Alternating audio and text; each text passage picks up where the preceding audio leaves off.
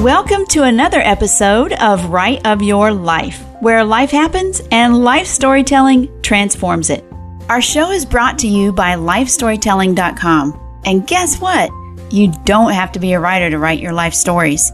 Lifestorytelling.com will teach you how.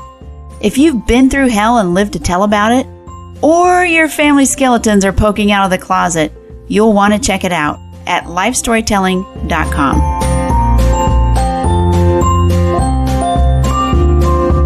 Welcome to another episode of Right of Your Life, where life happens and life storytelling transforms it. Our guest today is Michael Neeley, a former professional actor and a medieval knight turned writer.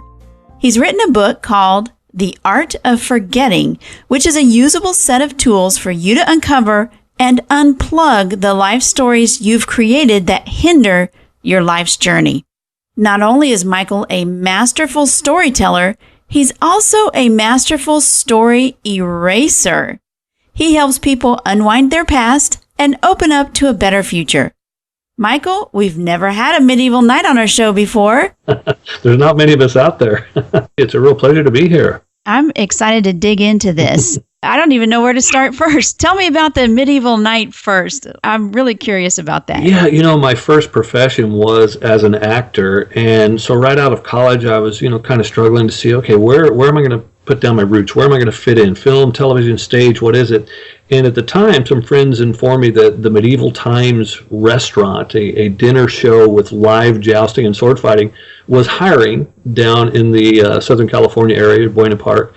And so I went in and applied, and the next thing you know, first I start out, I'm squiring, which a demeaning job. I mean, I'm in front of 1,000 people picking up horse dung, for the night and handing him the sword and everything. But during the day, I was training in the sword fighting and horsemanship and learning to actually perform in the show as a knight. And eventually I did, and then became the head knight and show manager and opened up multiple castles throughout the United States, and then later went on to joust and sword fight for the New York Renaissance Fair. That is cool. How did you go from a knight to a writer? How did that happen? Yeah, it's kind of an interesting transition. So I want to put a little bit more emphasis back on the part that, yes, I was a knight and jousting and sword fighting, but really I was an actor. An actor, yeah. Right. And so as an actor, one of the things that you really have to master is character development and character study. And so as I was learning to dig into the truth of a character, I was learning to dig into the truth of who I am. And so I was taking lots of courses in ontology, the study of being. And, some of the great mentors along my way were Tony Robbins and Gay and Katie Hendricks. And, I was just getting this great wealth of information about the way we behave as humans. And ultimately, I started to formulate my own process and my own stew, if you will, that I felt like, okay, this has to get out of me. There's this, I really want to share what I'm learning, which I think is a little bit different, and I want to take it out to the world and have an impact with it. And so that's kind of how it evolved. What were some of the first things that you wrote? I started out writing articles, and I guess you could call them blogs, but they were getting picked up by places like Tiny Buddha, online magazine, and Elephant Journal. But I also, I wrote some screenplays. I guess that was one of the first bits where I really was still in the film world, and I wrote 2 screenplays that actually got produced. Excellent. Yeah, and so, that was some of my early writing work. And then as it evolved, I felt like, okay, there's a whole book in me, and I really want to get it out. The book, your first book that you wrote, was that The Art of Forgetting? Yes, that's the Art of Forgetting. Tell me about that. What is the Art of Forgetting? It kind of evolved from me having an experience it started in the pharmaceutical industry, strangely enough. I was working, after I quit acting, I shifted gears and worked in the pharma industry for a while. And one of the things, Stacy, I don't know if you're familiar with a double-blind study. In a double-blind study, the doctor who's administering the medication doesn't even get to know whether he's giving the patient the placebo or the actual drug. Right. And for me, at first glance, I was like, well, why does that matter? I mean, how can that have an impact on the patient's outcome? But statistics proved that it did. And so the more I looked at that, I thought, wow, you know what? We all have an impact on the people around us. So in other words, if I have an expectation, Stacy, that you're going to show up in the world if you're always late or you're cranky or whatever, if I start to have an expectation that that's the way you're going to show up, I've increased the percentage of odds that you will show up that way. And so it kind of bookends us. Now, we also do the same thing about ourselves. So in other words, if I continually say, yeah, I'm not a morning person, well, as long as I keep saying that, I probably never will be a morning person. I'm cementing that into my life, into a form, a mold, if you will. Mm-hmm. And so the art of forgetting is about letting go of these stories that we create about ourselves, about the people around us, so that people can show up as they are in any given moment. Now, this seems like it's a little bit more than self-talk. Is it deeper than that?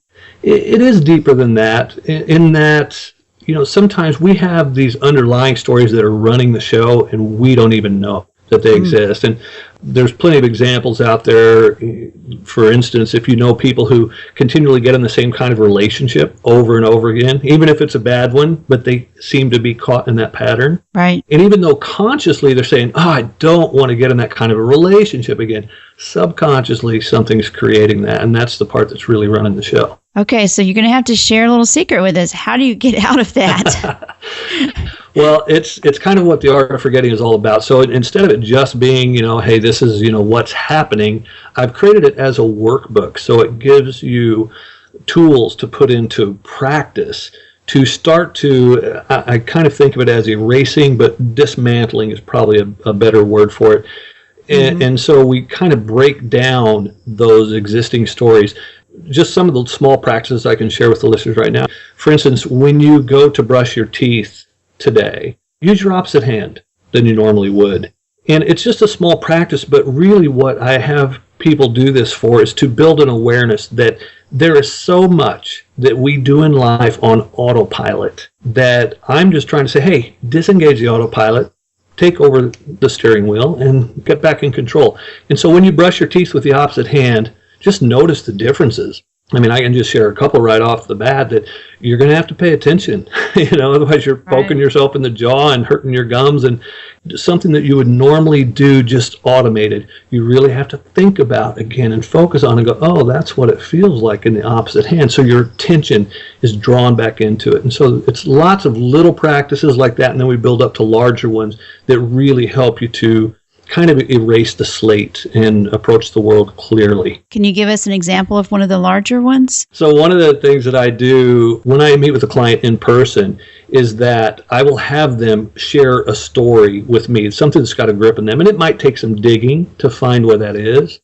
But once we find it, then I'll have them script it out as though, right, you're the writer, the director, the producer, the star of your life movie. So share with me all of the pieces of story that hold this particular element in place. So they'll write, and maybe, I'll have them write for 30 minutes to an hour, and it could be 10 pages or more. And then I have them read that story aloud back to me. And the first time they read it, I've had clients who just cry during it because it's so gripping. It's an emotional drama that it's their movie of their life. And then I'll have them read it a second time, and then a third time, and a fourth time. I have them keep reading it, and eventually I start to play in the background and make funny noises or sounds, or sometimes I'll even take it and read it to them in a funny way. And ultimately, through repetition, after a while, the story starts to lose its grip on them, and they start to realize, oh my God, what a crock of crap. There's no truth in it anymore. and once it lets go, then they're like, whoa, I've been living in the belief of this stuff. And you get to see the craziness of it. So it's almost like a form of self-discovery. Yeah, on a very deep level. Right, on a very deep level. This is interesting, and you told me before that this is based on your own personal story and your life experience. Tell us a little bit about that. Yeah, so I don't know if this is a good time to share an excerpt from my book, but I had a story. My story was that women cheat on me. Mm-hmm. And this developed, I'll actually just read a little piece from the book. Great, thank you. Sure. So this started when I was a junior in high school. My girlfriend and I were out on a hot date, and I'd saved up enough money to take her out to one of the town's finer dining establishments for her birthday. And I got dressed up in my nicest threads I had for a 17-year-old and even bought her flowers. And everything was going great until about halfway through the meal, she started to complain of not feeling well.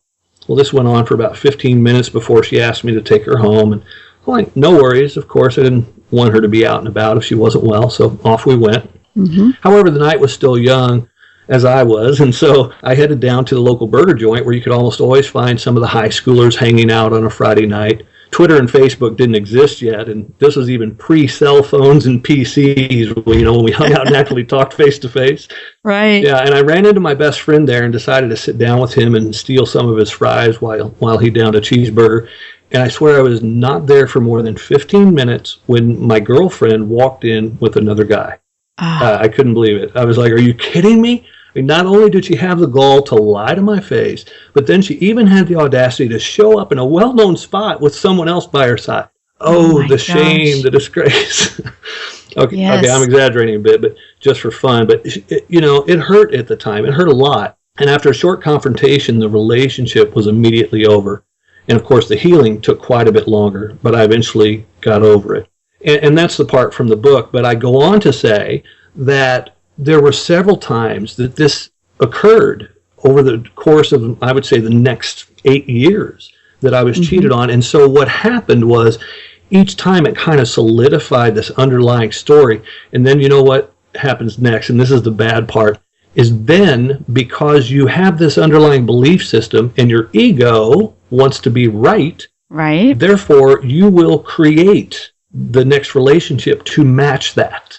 And so I would subconsciously start drawing women into my life that were going to cheat on me. Or if I drew a woman into my life that might not have cheated under normal circumstances, subconsciously I probably helped to bring that about.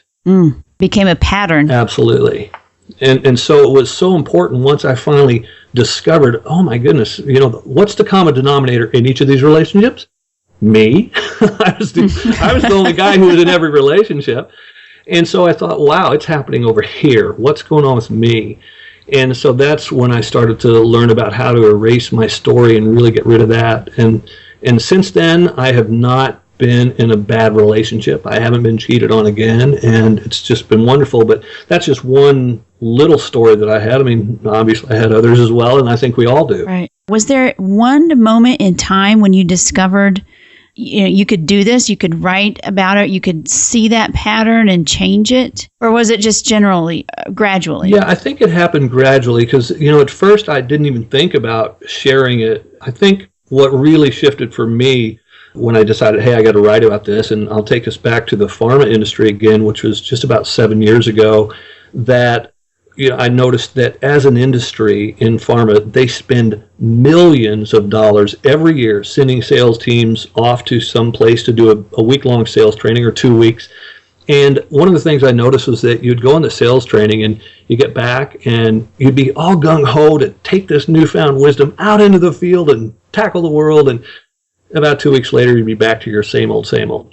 And I started to look at that and wonder, why is that? And why do they have to keep retraining salespeople every 6 months or every year and have them just fall back into the old patterns? And that's when I really started to realize as well. And there's a name they call it in the industry. It's called the suntan effect. It's like you go on vacation, you get a great tan, and 2 weeks later, it fades back to your old way.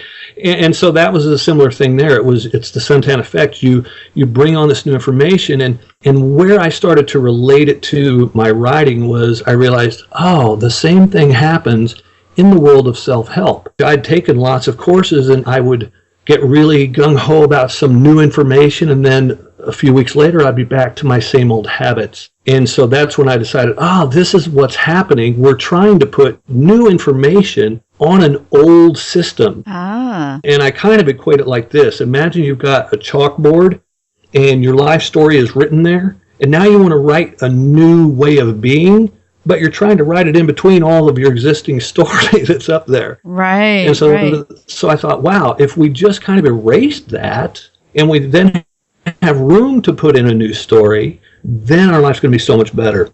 And so that was when I decided, okay, it's time I started writing about this. Interesting. Now, one of the things you shared with me was the mind and body connection and the illustration of the home and the couch. Can you share that with us? Yeah. I thought that was fascinating. Yeah, so it kind of relates a little bit to what I was just saying, but I love that we can go a little deeper with it, because imagine this, your mind body is your home and you get to furnish it. And quite honestly, it's been being furnished for us since we were very young. You start to learn these things that become the furniture of your mind, if you will, from your parents and from society in general.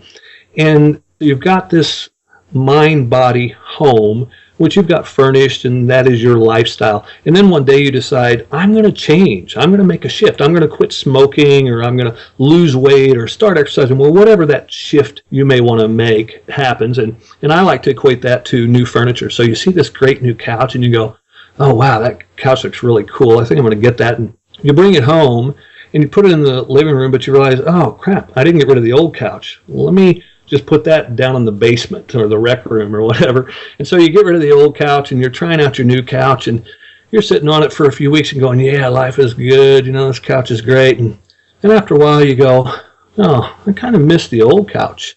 I think I'll just go downstairs and sit on that for a while. And so you go and you sit in the old couch and you go, wow, this is really comfortable. I kind of like this couch. What's that new one all about anyway? And the next thing you know, you bring the old couch back upstairs, you toss the new couch out onto the sidewalk to give away or sell it on eBay or whatever, and you're back to the old way of being because you never cleared out the furniture in the first place. And so that's the first step in anything, is first clear out, make room for the new you to come into the world. That's got to be tough, though, because we like our old stuff. We like, and you think the first step of getting rid of those old couch and those old habits and those ways of thinking is to write them down, is get them out physically on paper? I think that certainly helps. And one of the things about that, and let me just throw something at you, Stacy, that just to let you know some of the old furniture that we're packed with, we look at, like, well, we even say the sun rises in the east and sets in the west. And we still say that even though we know it's not true. The sun doesn't rise and set. We're simply spinning. It goes around and around, right? Yeah. We go around, right? Yeah, and we're just spinning on the planet. And yet, because people used to believe that that's what happened, we're still using it in our languaging. Right. And so there's so many things like that we hold on to in our languaging. And that's why I think it's important to write stuff down so you start to see the difference. There's plenty of examples out there of adages and idioms that we live with nowadays. But a good one that I like to use is, you've heard the expression a million times, money doesn't grow on trees. Right. Well, it does, quite honestly. I've told my kids that.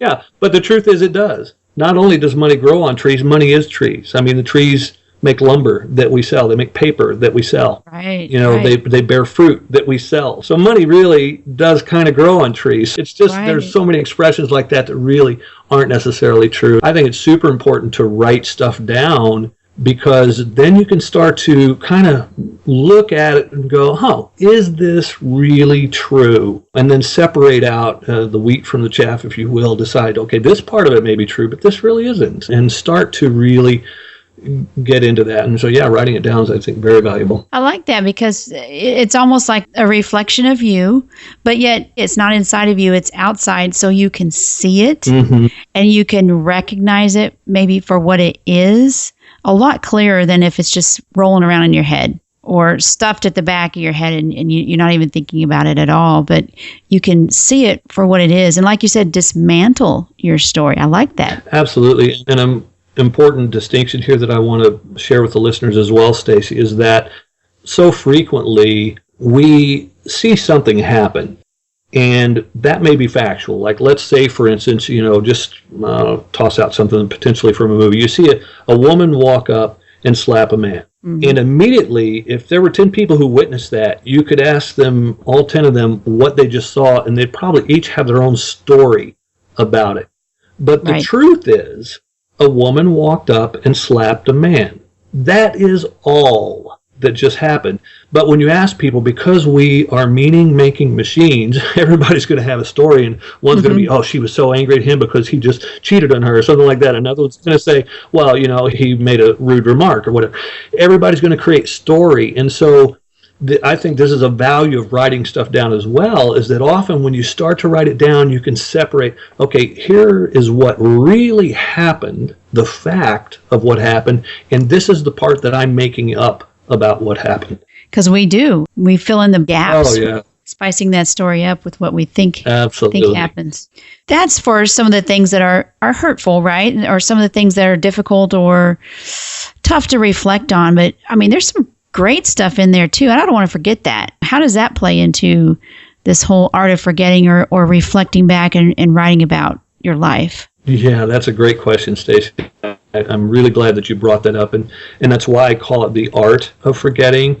It's because it is an art. It's not just, we're going to erase your mind and have you forget everything. I like that. You want to artfully, selectively choose what's not going to go into the painting of your life. And so get rid of the stuff that doesn't support you, that is not serving you, and hang on to the good stuff. How would somebody get started? I mean, would you recommend somebody write every day, or how do they pick the stories they write? How would they get started on this sort of thing? Gosh, to get started with working with, like if you were working with my book as a workbook, I would say the first thing you want to do is really dig to the root of your story. So it's one thing, I'll give a real world example here. I have a client who has kind of hit a financial ceiling as far as he feels like he can't really earn any more money.